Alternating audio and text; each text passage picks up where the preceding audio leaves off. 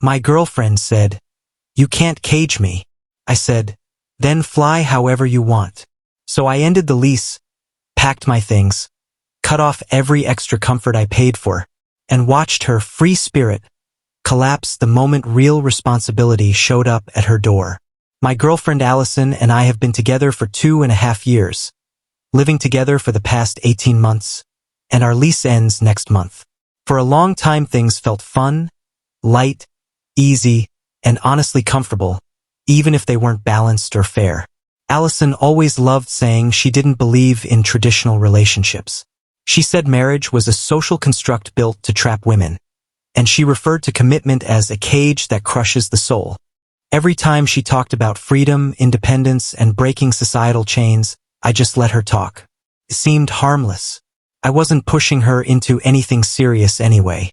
But despite all her speeches about independence, Allison never truly lived independently. She worked part-time at a yoga studio, maybe 15 hours a week. She also posted wellness affirmations on Instagram and called it a business. When we moved in together, I ended up paying nearly 80% of everything. She told me it was temporary until her spiritual business took off. But 18 months passed and nothing changed. Eventually, I had to think about my own future. I'm 29, have a solid job in tech, and I want to build something real, a house, a stable life, maybe even a family someday. I didn't bring up marriage immediately, but I suggested we talk about long-term goals and maybe balance the finances a bit so we could save together. That's when everything exploded.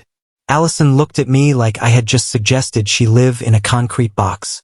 "Oh my God, here we go," she said. "You're trying to turn me into some suburban housewife stereotype." I told her calmly that I wasn't trying to change her. I just wanted to know if we were building something together. "Build what?" she snapped. "A cage? That's what this is. You want to trap me in a boring, soul-crushing life because you're getting old and desperate." I asked how wanting a basic sense of partnership made me desperate. She rolled her eyes, tossed her hair, and said, "You're talking about control. I need to follow my spiritual path. I can't be contained by society's expectations." I told her that even spiritual people still have to pay rent. She immediately called that financial control. She said talking about money was low vibration, and that love should be enough. She used the word cage at least 6 more times. Apparently expecting a grown adult to pay a portion of their living expenses is now imprisonment. That's when everything became crystal clear. If commitment is a cage to her, then why were we living together like we were building a shared life? It made no sense. So when the landlord asked about renewing the lease, I told him no. I found a smaller place for myself, gave Allison 2 months' notice, more than necessary, and told her she'd need to prepare for her own living arrangements. You'd think someone who calls commitment a cage would celebrate freedom, right? Wrong. For 3 straight weeks, she melted down, cried, yelled, accused me of abandoning her, and said she thought we were building something beautiful together. This, from the woman who said she would rather die than be caged. The irony was so loud it was deafening. Then she asked if we could move into a new apartment as roommates and split the rent 50-50. I told her she made about $400 a month total. How would she pay? She said I was abusive for bringing up math. Basic arithmetic equals abuse now, apparently. As the move-out date approached, she alternated between begging, crying, and calling me heartless. She told everyone I was kicking her out, painting me as a monster. I started wondering if I was missing something. Was I wrong? Was I cold? Was there a way to have a relationship with someone who wanted all the benefits but none of the responsibilities? But deep down, I knew the truth. She didn't want a partner. She wanted a parent. When the final week of our lease arrived, the energy in the apartment shifted into something heavy, like the walls themselves knew the end was finally here. Allison walked around with red eyes, talking softly 1 minute and exploding the next. She tried to pretend everything was normal by cooking me breakfast one morning, but even as she stirred the eggs, she whispered, "You're really going to leave me homeless?" I told her again that she had 2 months of notice, plenty of time to prepare, and that moving out didn't equal abandonment.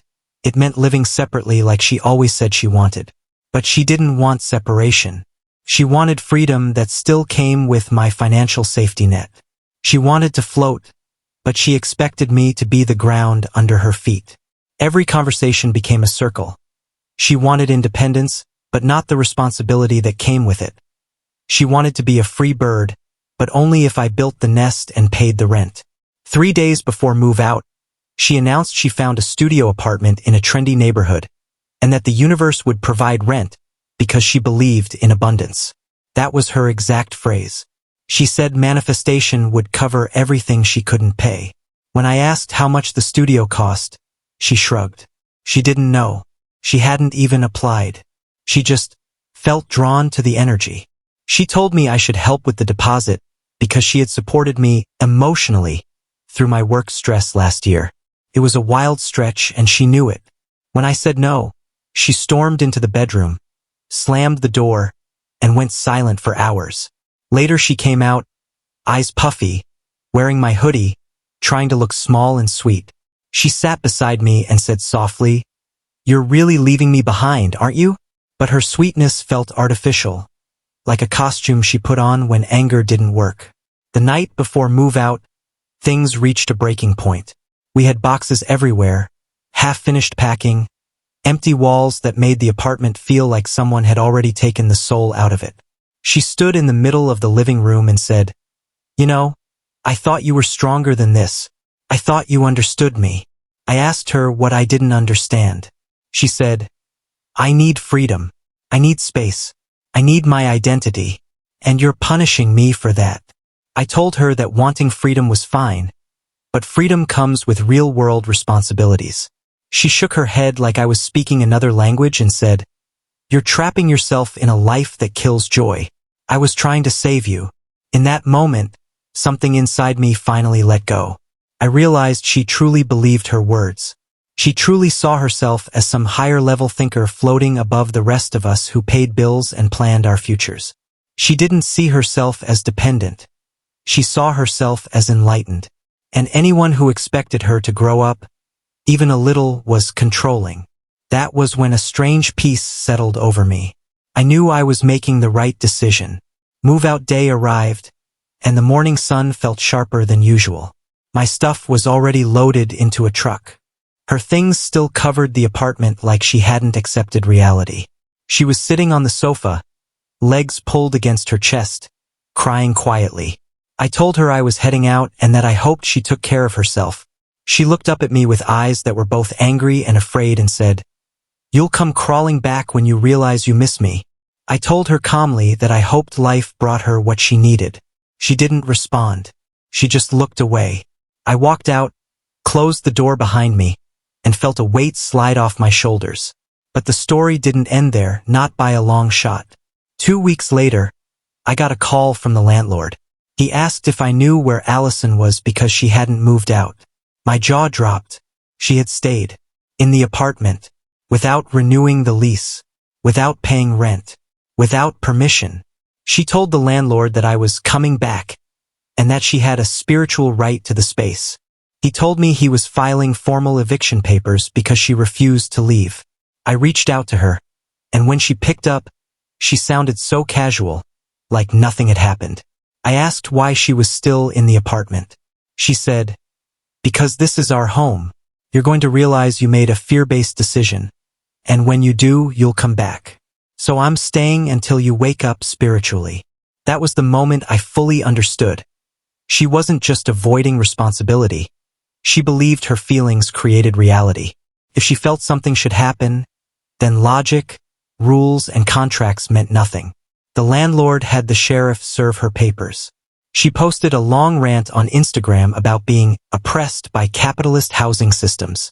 She said I abandoned her to a world that didn't understand her. Mutual friends started messaging me, asking what really happened. When I explained the situation, every single one of them said the same thing: "Man, she's not living in reality." A week later, she showed up outside my new apartment holding a small bag and wearing the same hoodie she took from my place. She told me she wanted to talk soul to soul. I told her we could talk for a few minutes, but I wasn't going back. She said, Relationships aren't about money or bills. They're about energy. I told her I agreed energy matters, which is why I couldn't stay in a relationship where one person gave and the other took until there was nothing left. She went silent, completely silent. For the first time, she had no response. She turned to leave, then said softly, "I didn't think you'd actually go." I replied, "You wanted freedom. I finally gave it to you." She walked away slowly. She didn't look back. And that was the last time I saw her. I don't know where she lives now. I don't know if she ever found that studio apartment or if she's still drifting. But I do know this. You can't build a future with someone who treats responsibility like an attack and commitment like a prison. Sometimes the kindest thing you can do for someone who clings to freedom is to finally set them completely free.